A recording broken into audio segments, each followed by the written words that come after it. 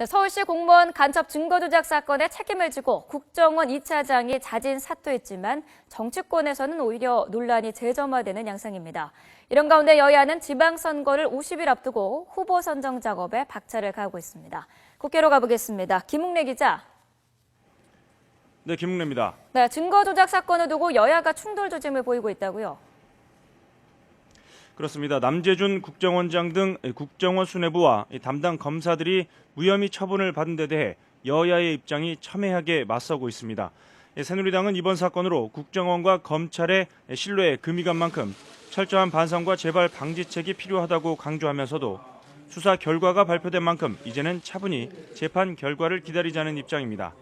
지방선거를 앞두고 불필요한 정쟁은 자제하고 사실상 상반기에 열리는 마지막 국회인 4월 임시국회에서 민생 법안 처리에 집중하자는 겁니다.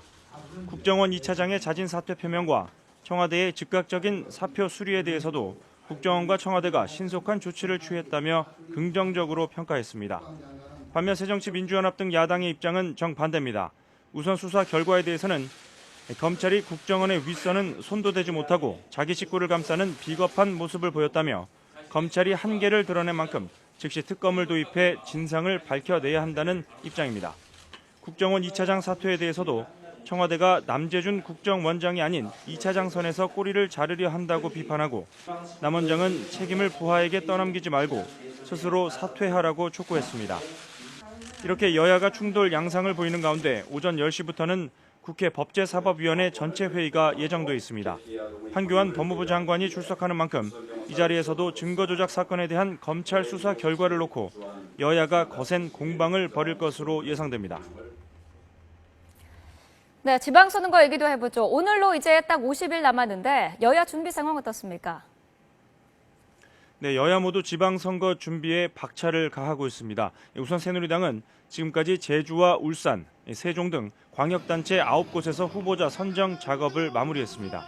제주와 울산, 세종, 경남 등 경선이 치러진 곳에서는 큰 이변 없이 후보자가 결정됐고 경북과 충북에서는 예비 후보들의 중도 사퇴로 경선 없이 본선행이 확정됐습니다. 또 취약 지역인 광주와 전남북 지역에서는 최고위 의결을 통해 단독 후보를 결정했습니다. 이런 가운데 새누리당은 오늘부터 경기와 부산, 충남 지역의 후보자 경선을 위한 공식 선거 운동에 돌입해 지역별로 합동연설회와 TV 토론회 등을 개최합니다. 새정치민주연합도 후보자 공천 작업에 속도를 낸다는 방침입니다. 특히 엄격한 자격심사로 현역 기초단체장을 대폭 물갈이한다는 내부 방침을 세우고 어제에 이어 오늘도 기초단체장 후보들의 자격심사 신청을 받습니다. 하지만 이렇게 기초단체장 자격심사에 중앙당이 직접 나선 데 대해서는 당내 불만이 여전히 강한 상황입니다.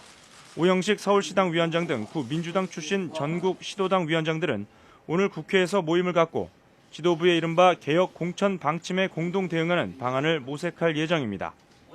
현재 새정치민주연합은 기초 공천 등에 대한 당내 의견을 수렴하기 위해 의원총회를 열고 있는데 이 자리에서도 개혁 공천에 관한 논란일 것으로 보입니다. 지금까지 국회에서 YTN 김웅래입니다.